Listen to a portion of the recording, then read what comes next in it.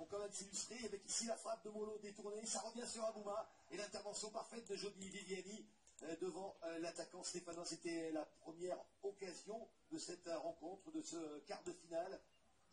Tentative de l'intérieur du pied, la belle parade du gardien formé à Montpellier, passé par la S Saint-Etienne. On retrouve Molo sur ce coup de pied arrêté avec un ballon encore une fois capté par Viviani.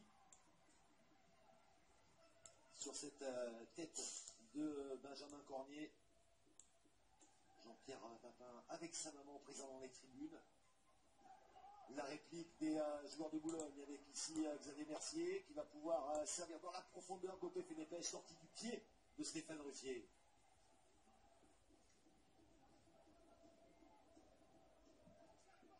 Un match remarquable sur le plan défensif de la part des joueurs de National. On rappelle que Boulogne est 5e du classement du championnat national.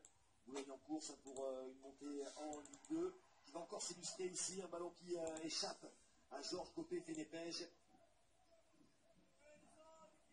Gêné par la sortie de Stéphane Ruffier. Et on va retrouver les Stéphanois en situation offensive avec un ballon finalement perdu et une relance de la part des Boulonnais par Aliou Dembélé qui peut servir Xavier Mercier à l'entrée de la surface de réparation. Mercier qui tergiverse un petit peu et qui frappe au-dessus de la cage de Stéphane Ruffier alors qu'il avait la solution. Elohim Roland sur sa gauche, il a jeté un petit coup d'œil, il a vu son partenaire mais il choisit bien, de tenter sa chance. Frappe non cadrée pour l'attaquant de Boulogne. Elohim Roland retrouve là pour adresser un ballon dans le dos à Julien Bègue et c'est Loïc Perrin qui intervient, mais l'arbitre décide d'accorder un pénalty. Alors un pénalty très discutable. Il n'y avait pas vraiment de faute sur Julien Bègue. Les Stéphanois sont furieux, on va revoir cette intervention. Le contrôle est réussi par l'attaquant et ensuite il y a Stéphane Ruffier qui intervient mais qui ne commet pas vraiment de faute sur l'attaquant boulonnais. Le pénalty est sévère et c'est Soubervi qui va le transformer. On joue la 80e minute de ce quart de finale.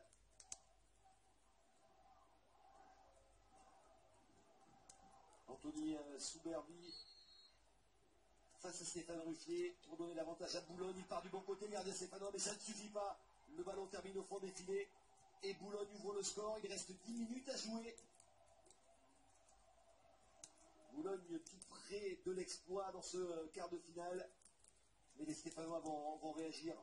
Vont réagir 5 minutes seulement après cette ouverture du score.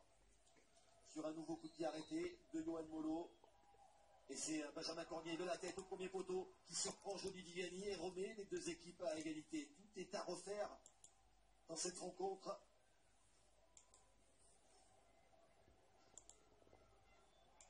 Coupe la trajectoire.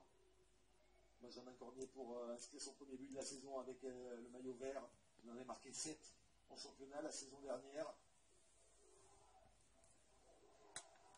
Un peu moins de temps de jeu également pour Benjamin Cornier qui va peut-être se relancer à l'occasion de ce quart de finale de Coupe de France. On se retrouve dans la séance des tirs au but, rien ne sera marqué.